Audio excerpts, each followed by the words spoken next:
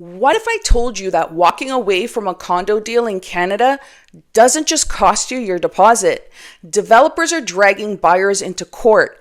They're suing for hundreds of thousands of dollars on top of your deposit. And the courts? Well, they're siding with developers almost every time. And we're not talking about Wall Street investors here. We're talking about teachers, nurses, and small business owners, people who thought the worst case scenario was to just walk away from their $40,000 to $60,000 deposit. Instead, they're staring at lawsuits demanding $300,000 or more. And here's what makes it even darker. These defaults don't just hit buyers, they leave behind ghost towers, half-empty condos, dark hallways, pools that never open, local businesses, local cafes, and gyms. They're all struggling because the residents never showed up. So today I'm breaking it all down. The lawsuits shaking Toronto and Vancouver right now, the stories of real Canadians who couldn't close and are now facing life-altering claims, and the ripple effect that could reshape the housing market for years. And wait until you hear about what just happened in British Columbia, a $13 million pre-sale case that flipped everything upside down. I'm Claudia Ragona, one of the Ragona sisters, and today we're diving into how buyers are getting sued from walking away from pre-construction condos. If you thought, wait, don't you just lose the deposit? You need to stick around because that's the number one myth in Canadian real estate right now. And later in the video, I will share 3 plays Canadians are using to protect themselves before closing day. And if you're already thinking, well, this could be me, then you need to hit subscribe. This is the channel where we cut through the hype and show you the truth.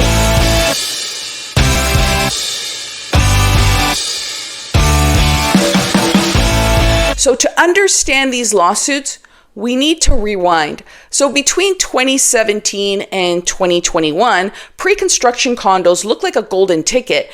Interest rates were rock bottom. The Bank of Canada openly reassured all Canadians during COVID, and quote, that rates will stay low for a long time. And that message gave buyers confidence. People thought they had years of cheap borrowing. Developers capitalized on that optimism. CentreCourt, Menkes, Concord, Tridel, towers sold out in days. Sales centers had lineups down the street. People camped overnight just to sign contracts. The pitch was very simple. You don't need a mortgage right away. Just put down a deposit in stages and maybe 5% every few months until you hit your 20%. Wait 3 or 4 years while the building goes up, then either move in or you flip it for profit. It sounded safe. It sounded smart. And with prices climbing year after year, it certainly felt foolproof. But by 2020, investors weren't just buying one condo. They were buying 2, 3, even 4 condos. Now, some of them were local professionals, some were families that pooled their savings together, others were overseas buyers looking for a safe asset. But then the ground shifted. Starting in 2022, the Bank of Canada launched the fastest rate hike cycle in decades to fight inflation. The overnight rate went from 0.25% to 5%. That's a credit squeeze Canadians hadn't seen in a generation. Payments doubled, sometimes tripled. A mortgage estimate of $2,000 a month now jumped to $3,200 or higher. For larger units, $3,000 now became $5,000. And it wasn't just payments. The stress test got tougher too. Even buyers with solid income suddenly didn't qualify for the loans they needed. And at the same time, condo values softened. TREB data shows average GTA condo prices in mid-2025, we're down almost 6 to 9% compared to 2024. That might not sound huge, but when you sign a contract for $800,000 and today's resale is $700,000, you're staring at least a $100,000 gap. And that's the trap. Because when buyers can't close, developers don't stop at keeping deposits. They resell the units at today's lower prices and sue the original buyer for the difference. And the courts enforce it over and over again. Let's start with a young investor. It's 2019. He's in his late 20s. He has a good job, some savings, maybe a little help from his family. He signs for 2 pre-construction condos with CentreCourt. The thinking is simple. Put down deposits now, flip later. Profits will be guaranteed. Everyone around him is saying the same thing. It's a safe bet. Prices only go up. You'll thank yourself later. But by 2023, reality hits. His projected mortgage payments of $2,200 are now over $3,000, and the condo appraisal came below the contract price. He panics. He figures, I'll just walk. I'll lose $60,000 in deposits. Painful, but manageable. But that's not what happens. CentreCourt resells the unit for $100,000 less each, then sues him for the deficiency. That's $200,000 plus legal costs. So his $60,000 loss now balloons to nearly $300,000. And this isn't hypothetical. McLean's profiled a buyer named Tajden, and he's been sued by CentreCourt for $860,000 after walking from a deal. That's deposit forfeit plus damages, interest, and costs. His unit resold for barely half of the contract price. That case alone should be enough to shake anyone's confidence in the old just lose the deposit myth. And remember, this isn't a reckless speculator. This is a young professional who thought he was making a smart move. Now let's talk about middle-class couple. They both had stable jobs. They saved hard. In 2019, they bought 2 condos, one for themselves, one as a rental for future security. For years, it felt like the right move. Family and friends congratulated them. They believed they were building a future. But by 2023, everything changed. The bank said no. The stress test disqualified them. Their income couldn't support the new payments. Private lenders offered loans at crushing rates. They defaulted, lost both deposits, and then CentreCourt came after them for more than $400,000. Think about that. 2 people who played by the rules, they worked hard, saved carefully, are now facing nearly $500,000 in claims because the market turned. And they're not outliers. Toronto Real Estate Blog reported more than 130 lawsuits filed by developers like CentreCourt and Mod against buyers who couldn't close.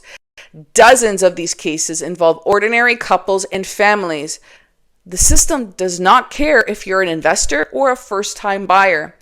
The contract is a contract. Now let's switch to Menkes. One couple, a teacher and a nurse, they bought in 2018. They put down $70,000 as a deposit.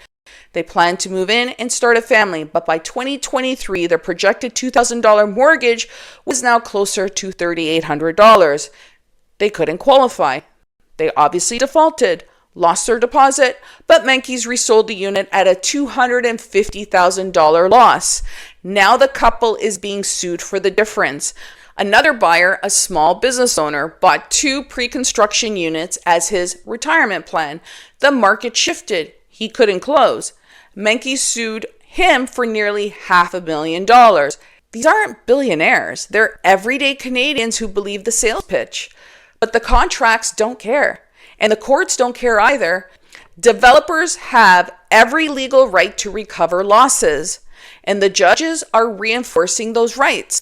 So do you see the pattern? The buyers thought deposits were their max risk, but deficiency judgments are blowing that idea apart. And the pain doesn't stop with the buyers. When too many buyer defaults in a single tower, you get ghost buildings. Walk through one at night. Half of the units are dark. The lobby feels empty, the gym never opens, and the pool is probably drained.